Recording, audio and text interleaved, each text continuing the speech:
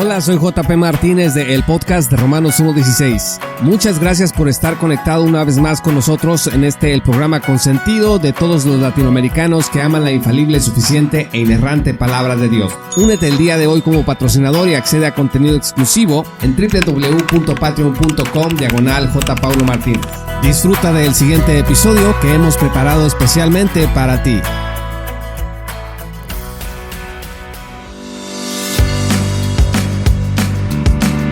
Las buenas obras en la vida cristiana tienen varias funciones y entre todas estas funciones voy a mencionar algunas enseguida.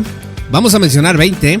La primera de ellas es que las buenas obras son para cegar a su tiempo una buena cosecha.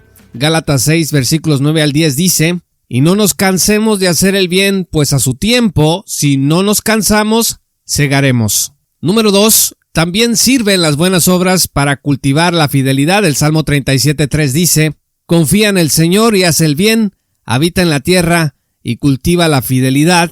Número 3. Las buenas obras pues son lo apropiado para los que fueron llamados para heredar bendición. Primera de Pedro 3 versículos 8 al 13 nos habla al respecto. Número 4. Las buenas obras son importantes porque a Dios le agrada y estima las buenas obras como sacrificio. Hebreos 13 versículo 16 dice: y no os olvidéis de hacer el bien y de la ayuda mutua, porque de tales sacrificios se agrada a Dios. Número 6. Son importantes las buenas obras porque al sufrir por las buenas obras se halla gracia delante de Dios. Eso es lo que dice Primera de Pedro 2:20 y el versículo 17 del capítulo 3. Número 7. Son importantes las buenas obras porque serán recompensadas. Lucas 6:35 dice: antes bien, amad a vuestros enemigos y haced bien y prestad, no esperando nada a cambio, y vuestra recompensa, dice, será grande, y seréis hijos del Altísimo. Sobre estas recompensas es importante revisar 1 Corintios 3 versículos 12 al 15 y 2 Corintios 5:10. Número 8. Las buenas obras son importantes porque son un buen fundamento para el futuro. Primera de Timoteo 6 versículos 17 al 19 nos hablan de esto. Número 9. Son importantes porque al ser santificados nos hace útiles para el Señor. Segunda Timoteo 2 versículos 20 al 21 dice: y ahora bien, en una casa grande no solamente hay vasos de oro y de plata, sino también de madera y de barro, y unos para honra y otros para deshonra. Por tanto, si alguno se limpia de estas cosas, será un vaso para honra, santificado, dice, útil para el Señor, preparado para toda buena obra. Si nosotros queremos ser útiles para el Señor, las buenas obras pues no son negociables. Número 10. Las buenas obras son importantes porque evita que tengamos una fe muerta y estéril y nos permite tener una fe viva y una fe fecunda. Esta es la idea de Santiago 2 versículos 14 al 21. La fe muerta, como hemos explicado en nuestra serie El Evangelio bajo ataque de Saints Hodge, no implican estar bajo la condenación de Dios, sino que la fe no está cumpliendo su propósito. Hay que alimentarla con las buenas obras. Número 11. Las buenas obras son importantes porque muestran sabiduría y entendimiento personales. Santiago 3 versículo 13 dice: ¿quién es sabio y entendido entre vosotros? Que muestre por su buena conducta sus obras en mansedumbre de sabiduría. O sea, no seas puro jarabe de pico. También es importante revisar ahí 1 de Juan, versículo 3 del capítulo 2. Número 12. Las buenas obras son importantes porque es propio de los que aman la vida y quieren ver días buenos. Esto dice textualmente 1 de Pedro 3, versículos 10 al 12. Número 13. Las buenas obras son importantes porque es uno de los propósitos de la gracia que abunda en nosotros. 2 Corintios 9, 8 dice: y Dios puede hacer que toda gracia abunde para vosotros, a fin de que teniendo siempre todo lo suficiente en todas las cosas, abundéis para toda buena obra. Número 14. Son importantes porque es propio de los que se ocupan de su salvación. Filipenses 2 versículos 12 al 13 dice que nos ocupemos de nuestra salvación con temor y temblor. Primera de Juan 2 versículo 5 dice: en cambio, el amor de Dios se manifiesta plenamente en la vida del que obedece su palabra. Esta manifestación plena no se puede dar si hay ausencia de buenas obras. Y el versículo 28 dice: y ahora, queridos hijos, permanezcamos en él para que cuando se manifieste podamos presentarnos ante Él confiadamente, seguros de no ser avergonzados en su venida. Número 15. Son importantes porque es digno de los que andan con el Señor y le glorifican ante todos. Colosenses 1, versículos 10 al 12 dice: para que andéis como es digno del Señor, agradándole en todo, dando fruto en toda buena obra y creciendo en el conocimiento de Dios. Vean ustedes también Mateo 5, versículo 16. Hagan brillar su luz delante de todos, para que ellos puedan ver las buenas obras de ustedes y alaben al Padre que está en el cielo. Número 16. Son importantes porque es la voluntad de Dios que los cristianos andemos en ellas, Efesios 2:10. Número 17. Son importantes porque para eso somos equipados por el Señor a través de las Escrituras. Vea usted 2 Timoteo 3:16 al 17. Número 18. Son importantes porque Dios quiere que a través de las buenas obras hagamos callar a los insensatos. Eso dice 1 de Pedro 2, versículos 13 al 15. Número 19. Son importantes porque en todo tiempo las buenas obras son lícitas. Ese es el punto de Jesús cuando hacía sanidades en el día de reposo, cuando supuestamente no estaba permitido hacer nada. No, las buenas obras, decía Jesús, son lícitas en todo tiempo. Vea usted Mateo 12, versículos 9 al 14, Lucas 13, versículos 10 al 17. Y finalmente, número 20, las buenas obras son importantes porque nos pueden alejar de la muerte física. Ese es el sentido de Santiago 1, versículo 21, que dice: por esto, despójense de toda inmundicia y de la maldad que tanto abunda, para que puedan recibir con humildad la palabra sembrada en ustedes, la cual tiene poder para salvarles la vida. Habla de la vida física, y esto también se puede observar en el capítulo 5, versículo 20, que dice: recuerden que quien hace volver a un pecador de su extravío, lo salvará de la muerte y cubrirá muchísimos pecados. Estimados amigos, ha sido necesario hablar de estos 20 puntos, porque lo que diremos enseguida no va a estar sujeto a malinterpretaciones respecto de la importancia que tienen las buenas obras en la vida cristiana. Ahora, estos 20 propósitos de las buenas obras, sin embargo, se han reducido en la discusión neopuritana dentro del mundo reformado a una sola cosa: que las buenas obras son para evidenciar nuestra salvación.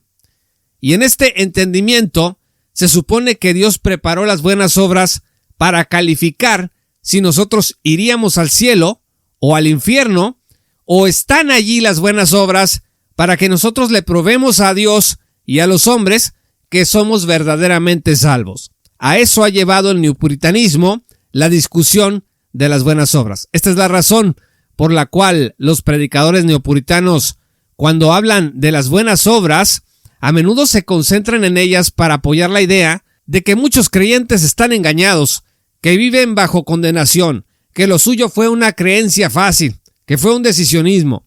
De esta manera, el fascinante, dinámico y hermoso tema de las buenas obras, pues se desdibuja y se convierte en un arma, fíjese nada más ni más ni menos, en un arma para atacar la certeza eterna de los cristianos. Quizá, no lo dudo, en muchos casos con buenas intenciones, aunque las consecuencias han sido un desastre. A través de este énfasis en las buenas obras como evidencia de salvación, pues muchos creyentes viven pensando que deben demostrarle a Dios que realmente Dios los salvó. Esto es increíble, pero es así. Si tuviéramos que ilustrar esta tragedia, tendríamos que hablar de un hijo que todos los días se esfuerza por demostrarle a su padre que realmente es hijo suyo. Mira, papá, te hago caso para que veas que sí soy un hijo tuyo.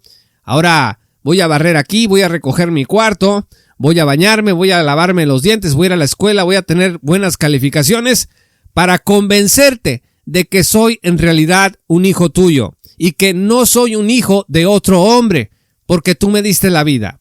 Esto que es notoriamente inadmisible en una relación sana entre padres e hijos, pues la aceptamos de forma, yo digo, inaudita en la relación más importante de todas, que es la que existe entre Dios y sus redimidos o sus hijos.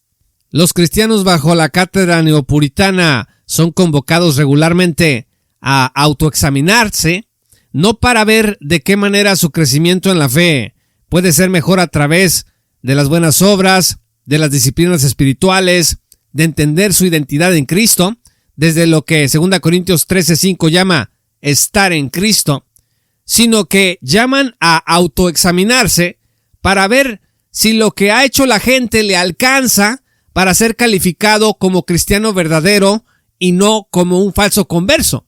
En el mundo reformado y su énfasis en las buenas obras como evidencia de salvación, pues se pasa por alto que entre los 20 propósitos de las buenas obras que mencionamos al inicio de este programa, no hay ninguno que indique que las buenas obras fueron hechas para constituir una evidencia de que realmente Dios nos ha salvado. Ahora, alguien puede decir, ¿pero no dice acaso Jesús que un árbol será conocido por sus frutos? Mateo 7, versículo 20. ¿Y no es esto lo mismo que decir que las buenas obras son evidencia de nuestra salvación? O sea, muéstrame tus frutos y así vas a saber si eres salvo. Ahora, si esto es así, pues todo el argumento que hemos estado manejando hasta aquí se va a venir para abajo. Pero a ver, en primer lugar, Jesús está hablando de los falsos profetas. Ve usted el versículo 15 de Mateo 7. No está hablando de los cristianos. Un cristiano que usa este texto para tratar de averiguar si es de Cristo o no, está simplemente aplicando mal el pasaje. Y en segundo lugar, el texto dice, casi de forma explícita, que un falso profeta no puede ser conocido por sus obras. O sea, todo lo contrario. De hecho, están disfrazados estos falsos profetas de las obras de una oveja. Eso dice el versículo 15. Comparen esto con Mateo 7, versículo 22, donde Jesús le dice a los falsos, apártense de mí, a pesar de que habían hecho obras que las ovejas hacen. Por eso, estimados amigos, estos falsos profetas pueden engañar. Entonces significa que sus frutos son algo que sale del interior, porque el texto dice que por dentro son lobos rapaces, no por fuera, por dentro. Eso que llevan dentro los falsos profetas solamente puede ser conocido de una manera, y es escuchando lo que dicen. Esto significa que el fruto aquí, en Mateo 7:20, no son las obras de los falsos profetas que son evidentes para todos, sino su mensaje. Y esto está concorde con lo que dice Mateo 12, versículos 32 al 33, en donde se habla de que lo que uno dice es en realidad el fruto del árbol.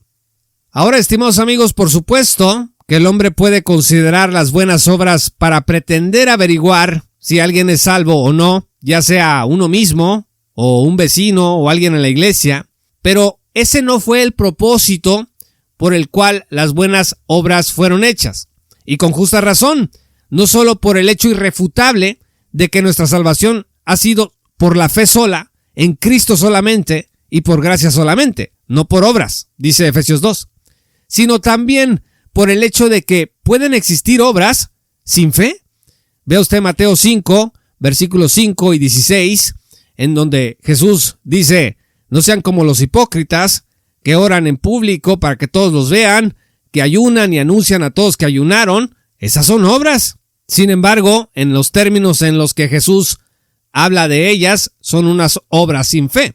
En resumen, Dios no está preocupado por saber si nos salvó o no a la luz de nuestras buenas obras, sencillamente porque la única obra que Dios está considerando ahora mismo, cuando nos redimió, es la obra de su Hijo Cristo en la cruz. Esto, sin embargo, ha sido muy difícil de entender para los que siguen apelando a las buenas obras como evidencia de salvación.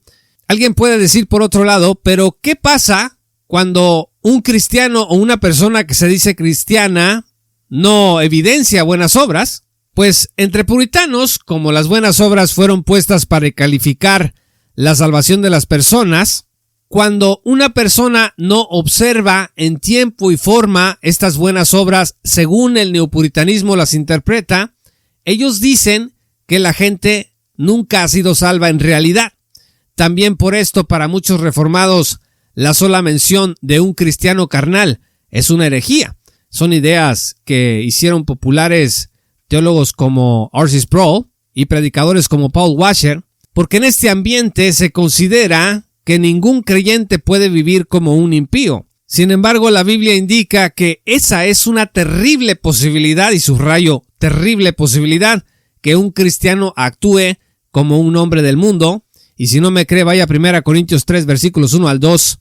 En estos casos lo que hay que hacer es lo que dice la Biblia. Se debe de aplicar la disciplina eclesiástica que aparece en Mateo 18, versículos 15 al 20. Pero incluso en caso de excomunión, se puede considerar que los que son entregados a Satanás lo son para que puedan reconsiderar su mal obrar y se arrepientan. La excomunión, pues, se da a fin de que su espíritu sea salvo en el día del Señor, como dice textualmente 1 Corintios 5, versículo 5. Todo esto está muy pero muy lejos de la sentencia neopuritana que dice que ciertas personas simplemente jamás fueron realmente salvas, según lo que ellos ven con sus ojos humanos. Para concluir, estimados amigos, mientras el catolicismo romano le enseña a los niños que las buenas obras acumulan méritos de justificación ante Dios, entre reformados neopuritanos se les dice que las buenas obras son evidencias de su salvación. Y al final, pues no hay mucha diferencia, porque en ambos casos los niños se convierten en adultos para quienes las buenas obras no son parte de un proceso de crecimiento, de gozo, de alegría en sus vidas, una respuesta desde el amor, sino que las buenas obras son condiciones a ser calificadas por Dios en relación a su destino eterno en el juicio final. Aunque estos niños y adultos también saben que su filiación con sus padres terrenales nunca ha dependido de su obediencia, o sea, un niño sabe que si desobedece a su padre no por eso deja de ser hijo, pues estos niños inmersos en este tipo de educación cristiana tienen que admitir que su filiación divina está sujeta para ser verificada, ni más ni menos que a sus buenas obras. Por ello, los puritanos oraban para que Dios les concediera presentarse vestidos con la justificación en el juicio del gran trono blanco, y ofrecían sus obras, aunque solían ser también muy duros para calificarlas. Y de esta clase de espiritualidad es que salió el eslogan enfermizo, porque no puedo calificarlo de otra manera, que dice: debo arrepentirme de mi arrepentimiento, y otros eslóganes semejantes que el mundo neopuritano ha presentado como la quintesencia de la piedad cristiana. Amigos, las buenas obras no son para probar ni para demostrar, son para crecer, no son para calificar, son para servir mejor después de nuestra aprobación.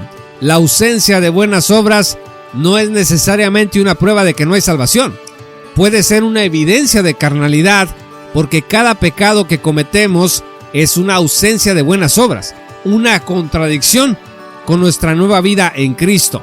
Hagamos buenas obras por amor y desde la paz y la certeza de nuestra salvación eterna, porque un justificado gratuitamente por la sola gracia, a Dios no tiene que probarle nada. Muchas gracias, estimados amigos y patrocinadores, por escuchar este programa. Si aún no eres patrocinador, únete en www.patreon.com/J. Paulo Martínez. Síguenos en todas nuestras redes sociales como @JPMartínezBlog.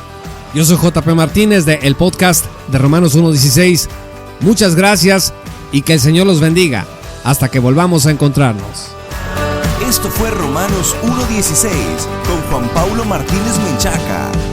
Únete como patrocinador y apoya la sana divulgación bíblica y teológica en América Latina. Búsquenos y síguenos en nuestro sitio web oficial, redes sociales y otras.